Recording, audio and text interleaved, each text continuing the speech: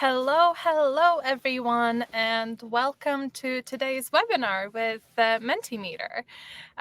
So we had a little lobby question here for you guys. So would really like to know where each and every one of you is from, which institution you're representing. So it would be great if you can join our Menti today.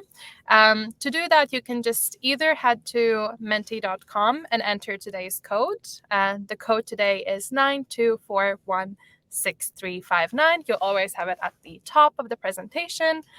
You can also do this nice little thing where you scan the QR code that we have showing here in the bottom left corner. So join, let us know where you're from.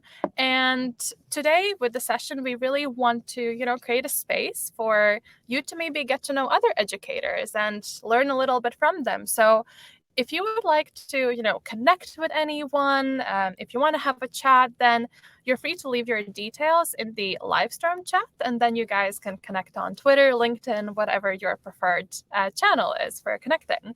But we have a couple of institutions here. It's a lot of abbreviations. I think Sylvia might know a little bit better than me what all of these stand for. I have a couple of suspicions what they are, but I'm not 100% sure. And in the live stream chat, we also have Peter from the Van Merke College. So awesome. Thank you guys for letting us know. We have a couple of hellos as well. So awesome. So let's get started. And today's webinar is Mentimeter for Educators. So if you are any kind of educator, whether it is a teacher or maybe an educator in an organization, then this is the right place for you. Before we get started, this session will be interactive. So as I said, it would be great if as many of you as possible can join the Menti. Again, you have the code up on the top, and we can also show the QR code again a couple of times during the webinar. You can ask any question that you have today. It would be great if you can do that in the Menti as well. So once you have joined, you have this lovely little open Q&A button that I have just pressed. It's here at the bottom. And then you can just let us know what your questions are. And then Sylvia, who is going to be our host, and I'm going to introduce her in a couple of seconds, she will be getting through all of your questions. The webinar is recorded, so you will get that right after we wrap up the session. And you will also get the slides that we have here today. So no need to take a lot of notes. You will get everything right after. All right, so that's a little bit of the technical intro and the checklist. And just to very quickly introduce myself, my name is Astra, and I am a content marketing specialist here in Mentimeter. While I am not an educator with a lot of expertise myself, I have been a very enthusiastic student in my past. Here in Mentimeter, I'm also working with our webinar strategy. And rather interestingly, my family has 3 generations of educators, so I have the utmost respect and love for the profession. We have some hellos from the chat. Hi, everyone. So yeah, I'm very happy to be here with you guys today, and even happier to have such a brilliant host to walk us through Mentimeter for Educators today. And our host today is none other than Sylvia.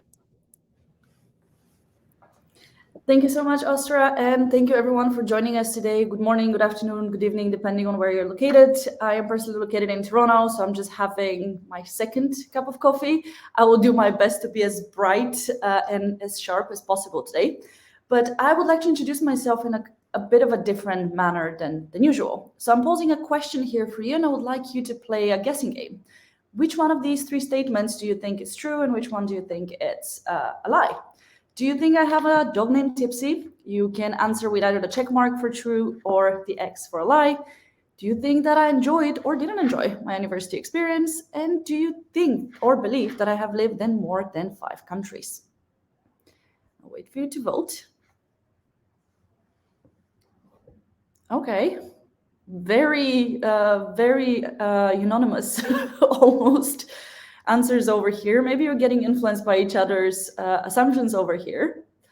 Good. I'm going to press enter on my keyboard to start the lie detector to reveal the actual lie that is hiding behind this. And unfortunately, the one about having a dog named Tipsy is incorrect. However, my best friend does have a dog named Tipsy, so I'm officially the favorite aunt without having, to deal with a very heavy puppy stage of barks and going all over the place, not really listening.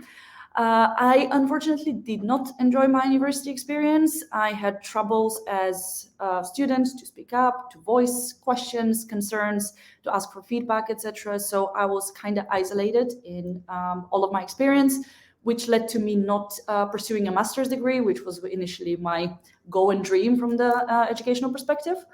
However, somehow these challenges pushed me to take that as a professional aspiration, which led me to working for Mentimeter, where I work alongside some of the biggest business organizations in the world with a lot of educational institutions, especially around student engagement and how student engagement is more or less connected to inclusiveness and how we can boost the engagement of your students and how interact with others whilst boosting their sense of belonging and how they're perceived in the classroom.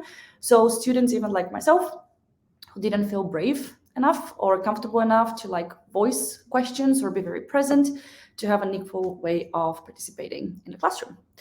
And I have indeed lived in a lot of countries, but I'm hopefully finally settling down roots in Toronto, Canada, as I mentioned, hence why the coffee break. Moving on, for today's particular agenda of what I personally will be walking you through is we're going to talk a little bit about inclusion and engagement. And as already mentioned, these two are quite intertwined.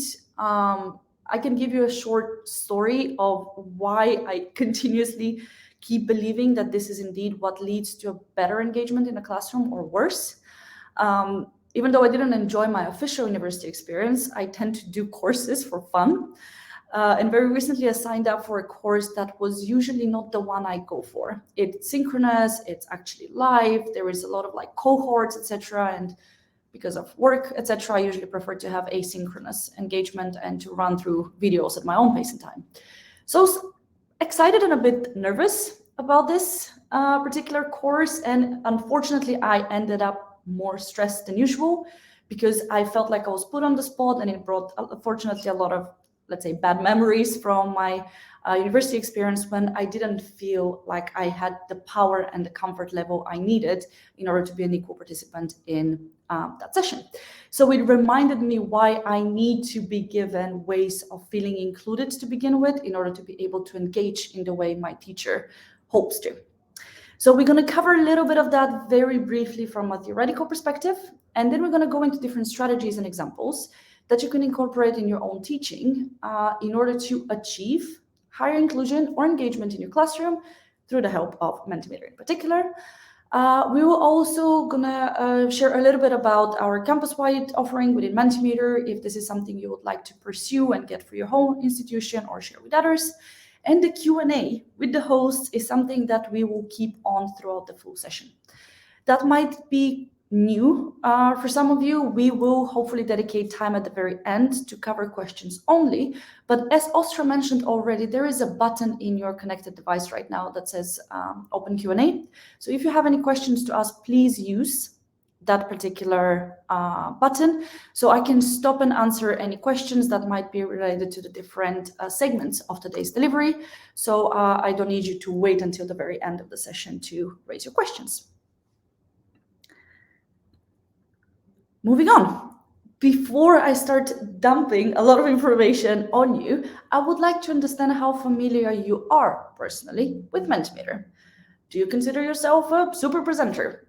Maybe you feel comfortable presenting with Mentimeter, you've done it a few times. You have used it just once or twice, maybe. You have only voted before like you're doing right now, never necessarily presented. Or is this your first ever Mentimeter experience?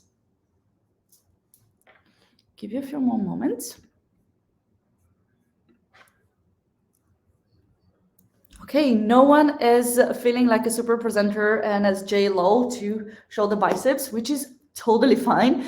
During today's session, we will cover a lot of strategies and examples of how you can interact with your students better, regardless if it's within a hybrid, fully hybrid environment, like we are today, face-to-face or virtual. We will have the time to potentially go into the platform itself where I can show you how things work, but I will need you to give me that guidance. Otherwise, we will remain on the examples and the strategies perspective, not necessarily on the platform, click here, click there type of demo, but we will most probably have the time to do so as well. So please let me know. Before we go there, however, I see at the very bottom corner over here that I have 2 questions. So let me answer those before we move on. I would like to know more about conducting asynchronous surveys. Very good question. As I mentioned, I'm a big fan of asynchronous engagement. So I will put this down. I'm a pen and paper type of person when it comes to taking notes and remembering stuff. So I will put this down and let you know in a little bit how you can do that in a very quick and efficient way without necessarily utilizing multiple different tools for collecting the data and later on presenting that data if you wish in a synchronous environment. Thank you. Well, this is to you, Ostra. As I see, it was asked on your slide, so thanks to you. It was probably about the recording. Fair enough. Whatever it is, people are grateful for you, so we appreciate you. Okay. Moving on. Once again, inclusion, engagement, in my personal opinion, very, very tightly connected to each other. And often we talk about inclusive teaching. At the very end of this session, you also have a link to our Mentimeter Academy. We have an extensive course on inclusive teaching where we dig very much deeper into the actual theory behind it, and then we present different strategies that you can incorporate in your own teaching, not just within Mentimeter, but in general. And why we are talking so much about inclusive teaching is that obviously it's not about giving a specific student or group of students special treatment. It's realizing and recognizing that every single individual within your teaching environment, within the learning environment, comes from a different background, has different preferences, has different abilities as well. And the fact that they're so diverse doesn't mean that some of them can learn while others can't. It's more like we have different head start. And as educators, this is probably our biggest goal. How do we make sure that regardless of where you are and where you're starting from, you can reach the end goal like the rest? Implementing such strategies, it's not necessarily something that you need to be worried because you need to change absolutely every single thing you've been doing so far. It doesn't require sudden drastic change, it requires a commitment. So what we're going to be talking about today and the strategies I'm going to give you today, don't feel stressed that, oh my God, from tomorrow I need to put all of those into play. It's not really what we're asking. We're asking for you to commit to yourself and to your students that you will be looking out for them and you will do your best to understand where they're coming from and what their particular needs are. And every day you'll try to do better and better. So over time, the goal can be easily reached without stressing anyone out or putting extra effort on anyone's shoulders. There is a lot of information here on the left. It's a short snippet from part of the things we're discussing in our inclusive teaching course. But in general, what being included means is having a sense of belonging. Feeling like you belong to a particular scenario, you feel like you're recognized, you feel like you're represented in the teaching material that you're going through, in the group of students, in how you are referred to, etc., and that you're able to have a connection with the other students. We have coined the term called ARC, which stands for Acceptance, Representation, and Connection, which we believe is a must if you would like to achieve a sense of belonging or inclusion in the classroom. But I would like to touch a little bit into your own experience. We saw that we have people from different institutions joining us today, and I would very much assume you're all spread out all over the world as well. So what are your own best practices around sense of belonging or including your students? Is there something in particular you've been doing that really engages your students and you would very much recommend other instructors to do as well? If you scroll, you will see like a lot of text initially when you're voting, which is the snippet of this image over here. There will be an open-ended field for you to vote and let me know what are those things that, or one thing that you do and believe has really helped you increase the engagement and therefore inclusiveness in the classroom. I'll give you a few moments to reflect on that, and then we can move on with some of our own examples for today.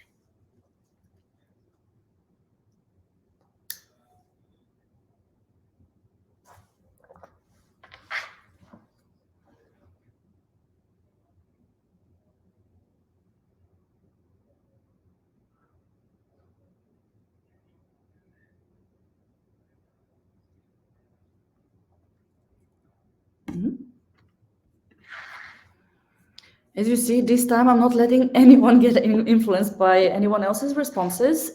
They're hidden by default in this particular question type. It's the open-ended, but I can see that we have 4 answers that have been submitted. For the sake of time, I will reveal those by pressing enter. Those of you that are still reflecting and typing, don't worry, your answers will show up on the screen as well. Mentimeter for sure. Alrighty, we have a person that has been using Menti for a while and has been relying on it. Would love to hear how you've been using Mentimeter, and if you have specific examples or questions you can put that in the send a comment field so others can read it as well. Or if you prefer, you can put it in the chat of the conference platform as well. Let students share personal experience on a topic. I started to use Mentimeter, asking for pronouns and feedback, meet students where they are, and adapt the learning environment to fit student needs. Absolutely love this. We have had success by creating a collaborative learning environment that encourages student feedback. I absolutely love this, and thank you so much for putting time into actually giving a bit of a more detailed understanding.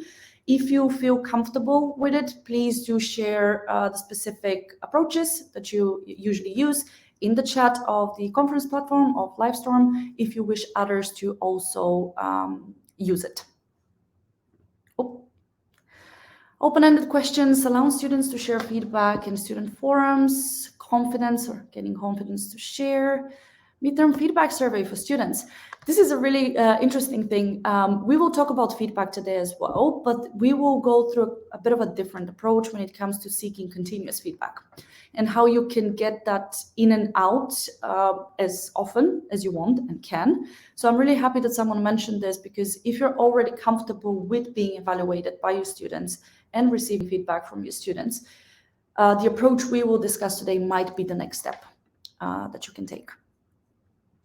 Set the space for outlining what to do, expect during the training sessions. Very good. Thank you everyone so much for sharing. I hope the rest of you that didn't have the time to vote have gained some extra inspiration and understanding of what else could be done by this more of like a group peer-to-peer sharing. Alrighty. Now, we'll move on to some strategies and we will divide them into different segments. But overall, what I would like you to take away from those ones in particular is like, is this something I would feel comfortable doing tomorrow? Choose one of those slides or one of those examples and incorporate them in your next session and see the effect you might get in your learning environment, how your students will perceive that potentially new to them way of engagement, and if you see a higher level of participation or people sharing because of the anonymous aspect that comes with Mentimeter, because Menti is fully anonymous by default, which creates a stronger sense of safety when it comes to sharing. First off, to begin with, like, how do we reach engagement with our students, or how do we increase that sense of belonging and inclusiveness in the classroom, regardless in what kind of setting and environment it is the fact that we need to recognize the diversity. As we mentioned, inclusiveness is not giving preferences over one group over another. It's more like understanding that everyone has a different background and is learning in a different way, but everyone is capable of reaching the end goal.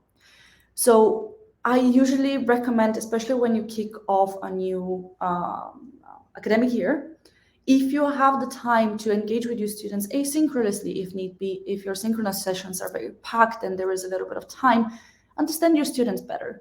Release an asynchronous survey, for example, where you can connect and understand what kind of pre-existing experiences your students have, where they're coming from. Let them review those diversity aspects or diverse aspects of their personality or their experiences, and afterwards celebrate it and embrace it by sharing it with the rest of the student group. This will allow people to feel like they are seen, but will also allow people that usually feel like they're belonging to a minority group to actually connect to others that have similar traits. And this will build a better connection within that classroom. And especially if it's fully virtual, it can really allow them to see each other, even though they're not physically around one another. This is an example where we can use a word cloud similar to what we had in the lobby question where we ask where you're from.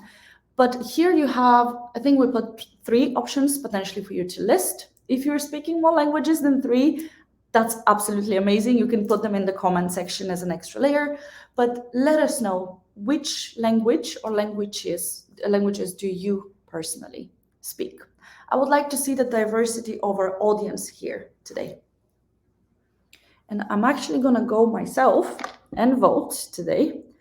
I was born and raised in Bulgaria, so my first language is Bulgarian. And it will be really interesting if there's someone else from Bulgaria, which is rare. But I see we have Russian, Dutch, Portuguese, Latvian, French, Afrikaans, Cantonese, Korean, and English as expected. This session is in English. It's right in the middle. We are, 12 people, including myself, that have voted. And we are already extremely diverse. English is not my first language. However, I tend to speak quite fast when I'm pressured by time. And every time I pose this question, I remind myself that I need to slow down, just because based on my accent, it might not be as clear, my delivery, as I want it to be, or because someone else's level might differ from mine, either being much better or within a lower limited. We have Korean as well, Bengali, Czech, Slovenian. Okay, absolutely love this. There is a heavy European representation over here. This is just an example. It is one small question that you can ask even in advance, not necessarily live, but this shows you the diversity. This shows you that the majority of the people might struggle with the English language. And especially if you are an educator in an English first speaking institution, or you are teaching in, let's say, in England or the US or in Canada, you will have a lot of international students, and they're already disadvantaged because their level of English is potentially not exactly matching the level of every other student that has English as their first language. This is recognizing the diversity. Depending on how much time you have, I would encourage you, after you ask this question, open up an open-ended question after that if you're doing a live Menti, or embed it into your learning management system and ask your students to share their experiences. Have they learned before in every other language but English? Is this their first time being in a higher education? Or I potentially assume we might have people from K-12s here, where this is the first time they are engaging in a learning environment in English. What are their previous experiences? What do they find the hardest to achieve because of that limitation of the language? And then depending on how much more you would like to dig deeper into those differences, you can pose many other questions after that cover not just the languages we speak, but the previous experiences in the educational sector, cultural differences, for example, preferences, etc. This is a snippet of another way of using the word cloud in particular to show the diversity, but not necessarily from our inherited traits, which is like the gender and race, etc., or the ones we enhance over time, similar to the languages. It's preferences. It's things we like, things we enjoy. And in this particular question of who would you rather have dinner with, and dead or alive, it doesn't matter, more or less, who is that one person that you would absolutely love to sit down and learn from or get inspired from? And as you see, I think we had 2 people submitting Bill Gates, considering how much bigger it is, but everyone else had a completely different view. We had people that would love to speak about science, with Einstein, for example. We had people into music, people into literature, people into arts. Like, it's such an extensive diversity of interests. And at the same time, it's a wonderful way of connecting. I encourage you to use such icebreakers or prompts that encourage your students to actually share what matters to them outside of that classroom. Because someone might see Dolly Parton here, for example, and be like, oh, I never thought about actually having dinner with Dolly Parton, but I do enjoy her music and I think she's really cool. Whoever put that there would love to talk to you about her. She is not necessarily my favorite artist, but let's talk about it. It sounds cool. It's that type of very basic connection that we all crave based on interests that you can also explore further. Now, I've been talking, you've been thinking, there is a lot going on, and I need a coffee break.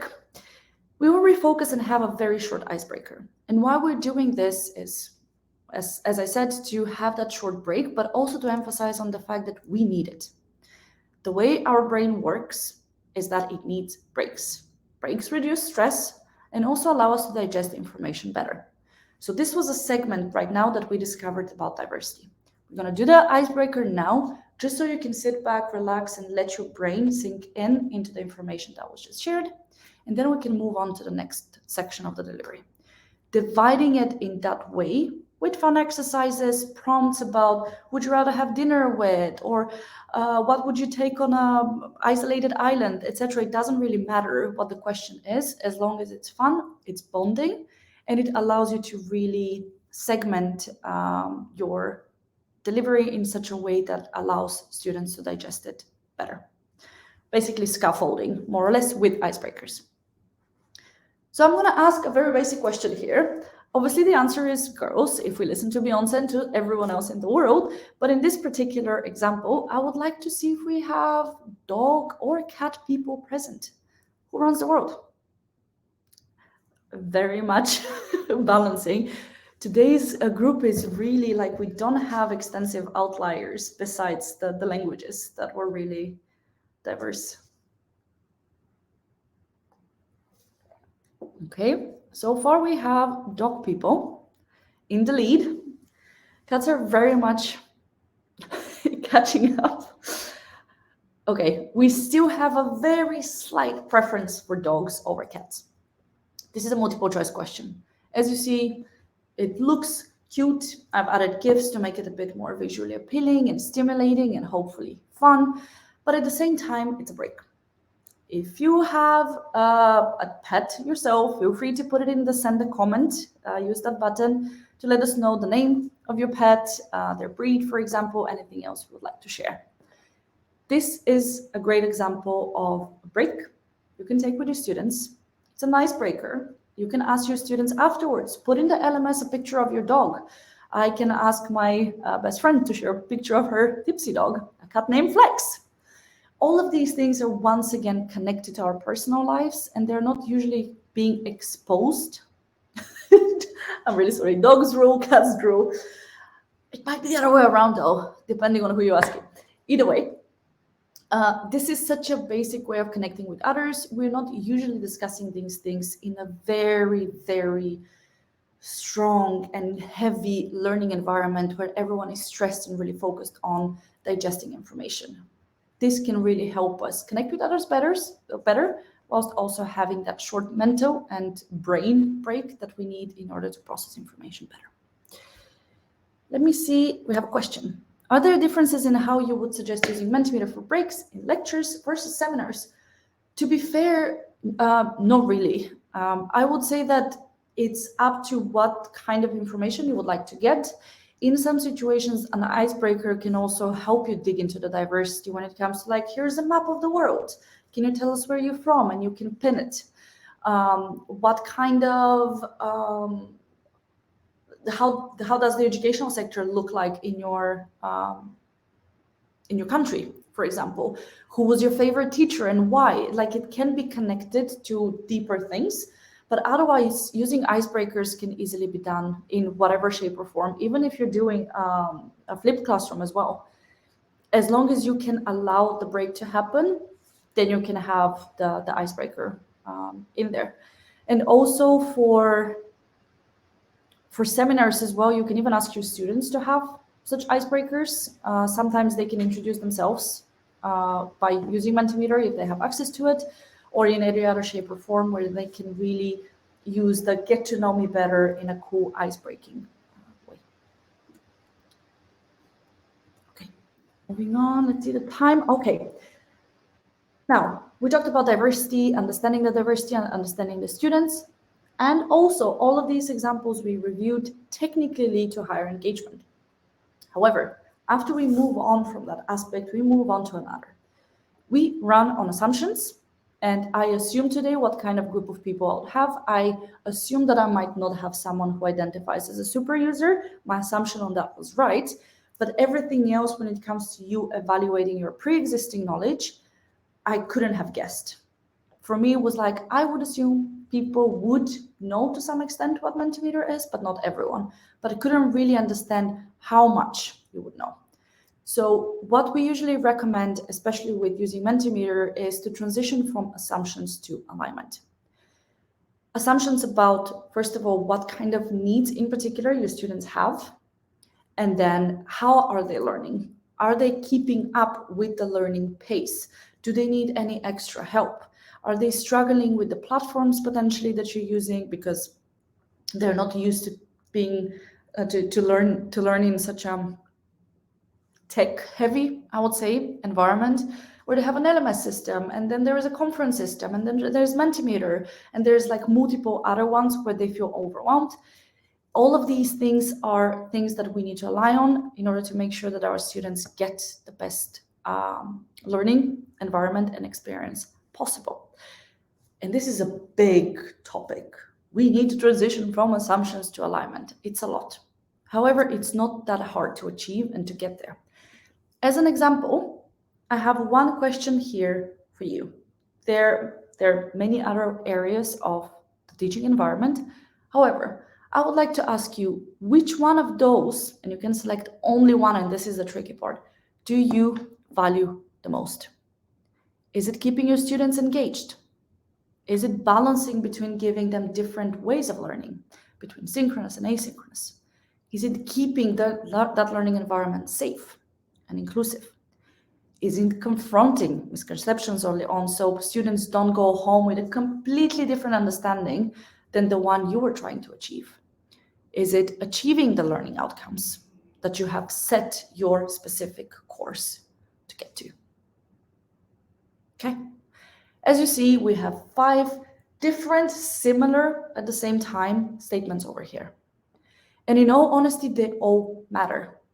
But I would have come here with the assumption that the first one indeed is what matters to people the most, because what our platform in particular stands for is, to begin with, that it creates engagement. However, it also actually caters for the other ones. And this is very interesting because my assumption would have been that I would have people voting on these two as well, the synchronous versus asynchronous, and the misconceptions, because misconceptions lead to potentially worse results during assessment, and then potentially they affect the confidence level of the students as well. So they all matter. But why I wanted to put this particular question is to show you that you can dig deeper and really understand what matters to your students the most. You're my students technically today, that's why I'm asking you this question. But you can phrase it in a different way. What do you need in order to succeed in my course? Is it access to a lot of reading material because you prefer, like myself, to be at your own pace and time, learn, digest it in your own way, and then maybe discuss it with others? Do you need more office hours with myself as an educator because you need that one-on-one help? Do you need peer-to-peer learning? Whatever it is, you can list all of those and let your student choose the ones that really matter to them the most, so you can adjust and cater your delivery based on those. And then we have another example over here. This is very much an imaginary scenario. So when you vote, don't really worry about what you're evaluating and don't really think about the score itself. But this is a way of checking for feedback. And feedback also allows you to confront any assumptions that you might have had that are not necessarily in line with what that particular student group needs. In this example, we are evaluating 4 different areas of our learning environment. Do you, as my student, know what to learn and where to get that information? Do you have access to materials, recordings, etc.? Do you feel like you have the opportunities to talk about these things with others? Do you feel safe expressing yourself, asking questions by raising your hand, putting in a Zoom chat, using Mentimeter, whatever, get feedback? And do you feel confident using the tools that are required to be used during our specific learning session? 4 rather different statements than one another. But as you see, the more people vote on this one, the more the collective mindset changes. And we have the average on all of those statements changing as well.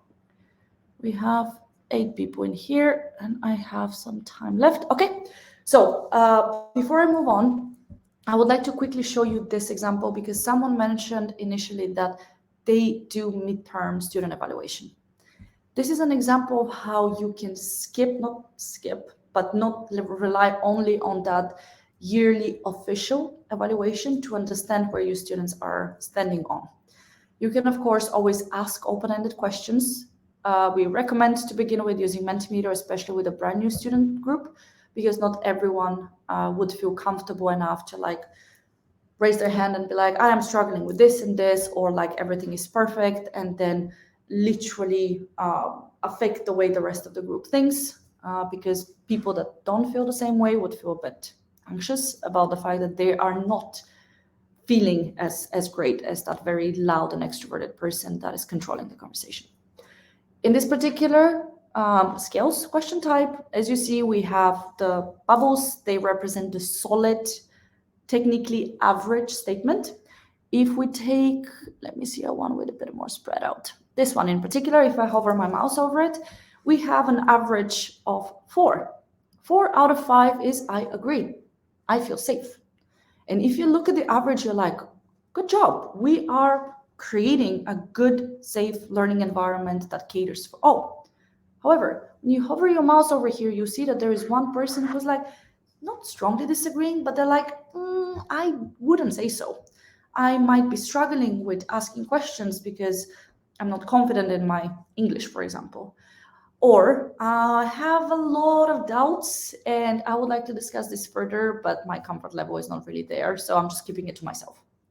Either or, whatever the reasons behind are, you have one person disagreeing and two people who are like, so. I wouldn't say I feel very safe or safe at all, but I wouldn't say that I am completely unengaged. This gives you a good indication of that diversity we talked about. We usually recommend where you see a spread out like this one to open up with an open-ended question after that and be like, okay, if you didn't vote with strongly agree, everything is perfect, and even if you did, what is missing for you in order to feel safer in our learning environment? Are you getting, unfortunately, some unconscious bias from people, or are you getting reactive reactions from others when you ask questions? Are you lacking that safe anonymous spaces, etc.? Whatever the reason is, please let us know. So you can take that feedback from your students and adjust as you go. And this will allow you, by the time you get to the midterm feedback, to actually gain a better understanding and help them progress better. This is just an example. This particular slide, it's closed, but as you see, this is an open-ended one. What do you feel is missing in this course?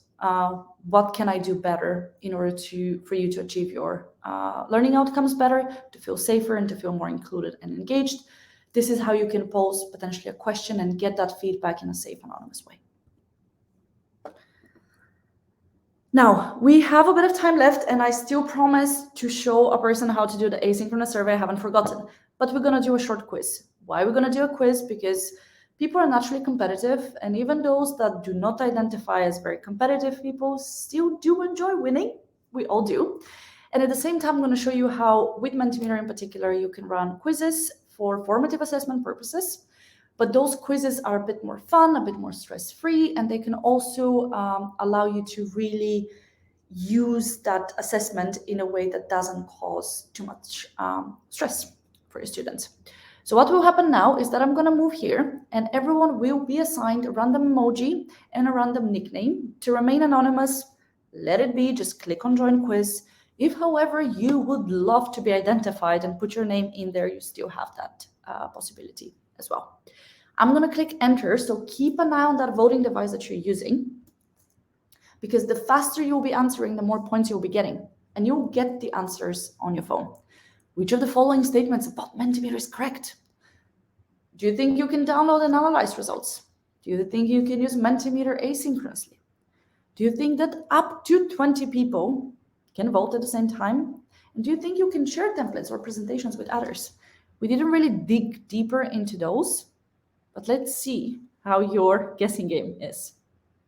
Okay, so a bit of a tricky placement from my end, but indeed, with Mentimeter, everything you do, so this whole presentation was built in Mentimeter, every content slide, every answer, every question a person has posed, everything can be saved in either an Excel format. If you like digging into the data deeper and doing your own extra analysis, you can download it in a PDF and share it with others. Just take screenshots, send people the link, whatever it is there. You can share and spread that data as much as you would like to.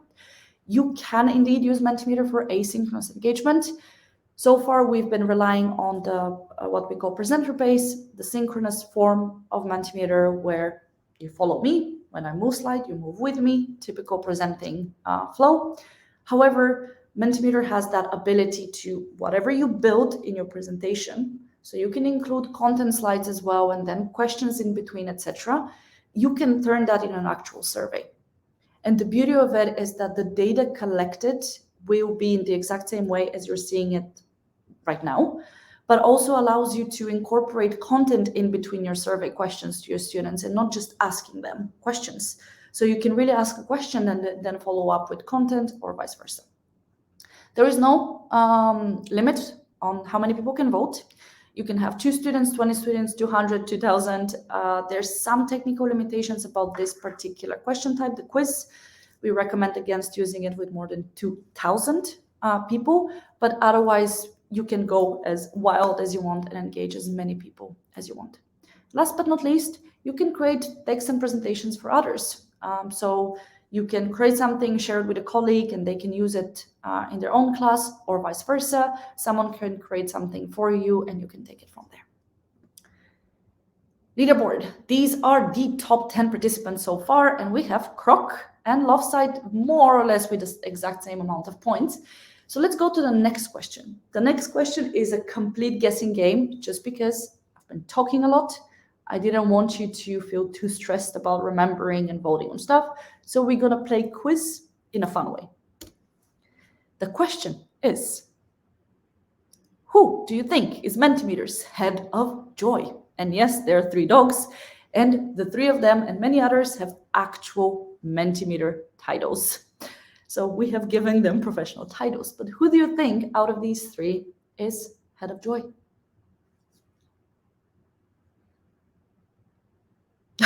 Okay, congratulations to that one person that guessed correctly. It is Brownie. And as mentioned, we have a lot of dogs.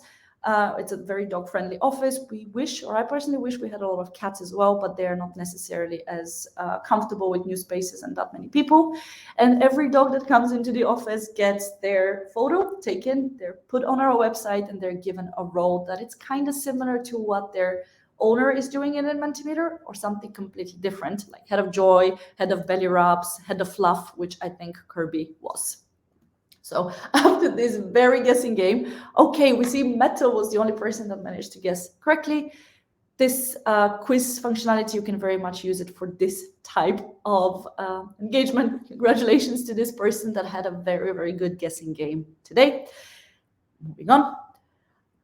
Before we get to the next slide, which I will pass it on very quickly to Ostra, I would just like to very quickly share with the person that was asking about the audience space or the asynchronous surveys. How it works is when you build your Mentimeter presentation fully like this, the only thing you need to do after that is go to the settings over here and switch it to audience space. This will automatically transform your Mentimeter presentation into a survey, and your students can engage at their own pace and time. I realize that I'm very bad with my timing right now, so very sorry, Ostra, for taking a few of your moments, but back to you now. No worries. So as Sylvia mentioned, there's a lot of ways how you can share what you have done and what has worked for you with your colleagues. Now, I'm assuming that quite a lot of you might be using a Mentimeter plan just by yourself, but we do also have plans that are really suited for, it can be anything between teams, departments, even whole institutions. So I'm not going to go through everything, but essentially these plans are much more tailored if you want to be using Mentimeter together with your colleagues. So if you've run a great great like course feedback survey, and you think that this is something that your fellow educators could also take inspiration from, essentially being on our enterprise plan makes this much easier. So we have a couple of details here. You'll receive the slides after, so you can go through them in your own time. And we also actually have a solution called campus-wide. So this essentially means that your organization can get more than 250 licenses. And then, as Sylvia mentioned earlier, this could also enable your students to use Mentimeter. So if they are running any course projects and maybe want to present and ask like reflective questions to their classmates, then this is a way how this can really easily be set up for institutions. So yeah, we're leaving these slides in the deck. They will be here for you. And if this sounds interesting at all, then you can reach out to our sales team and we can discuss this in more detail. We're also left a little form here. So if you know that you would like to use Mentimeter better with your colleagues, you can leave your details here and we will reach out to you. I think after we've gone through your next slide, Sylvia, maybe we can come back to this and just leave it up for a few minutes. But yeah, Perfect. that's it from me. Thank you, Astra. Well, everybody, we are on top of the hour or the 45 minutes we initially scheduled for this. So I can still remain on the line and answer other questions that you might have. The Mentimeter is still open, so you can put your questions in there anonymously if you'd like to. But here are a few links that we would like you to go to if you would like to discover things further. The inclusive teaching course, as mentioned, is something we recommend you do. It's still me there speaking, but we go in much deeper detail about how inclusivity matters and how to achieve it. We have information about the pricing if you would like to go that route and purchase Mentimeter. A lot of ready-made templates for you guys to incorporate and use straight away if you don't feel as comfortable creating your own yet. And then you have mine and Austria's LinkedIn if you would like to connect with us outside of this space. So I will move back to this one in case someone would like to leave their details. They won't be shown on the screen, so don't worry if you leave your email address. It won't be plastered for everyone else to see. But this is more for our own department if you'd like to get to know more. So any questions, remaining questions, I would love to answer. I will give you a few moments or a few seconds to let me know if you have any.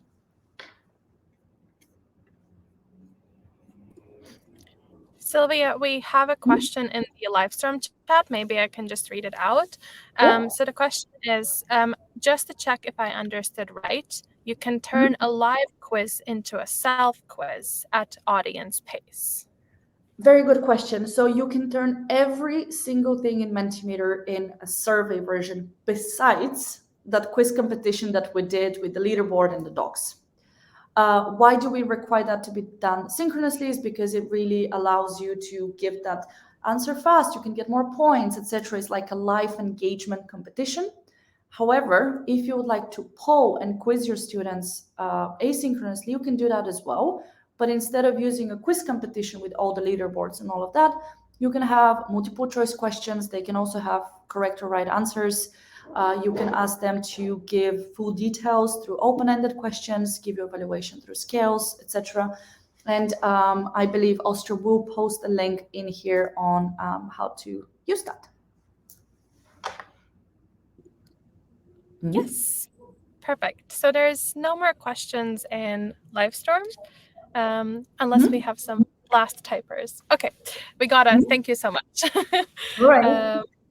Yeah, so I think that might be it for the questions. Perfect. Well, thank you everyone for joining us today. We appreciate you taking the time to meet with us. You can, I see that we had one person connecting over here, so I'm going to go back to this slide with the links in case you would like to connect with us separately or just dig deeper into the available materials that we have. And if we do not speak to each other soon or again, I wish you an inclusive teaching. I hope your students will engage with you as much as possible over the next months and years and so on. And we stay in touch and probably, hopefully, see each other again to some extent. Thank you, Sylvia, and thank you everyone for joining. Bye-bye. Thank you. Bye-bye.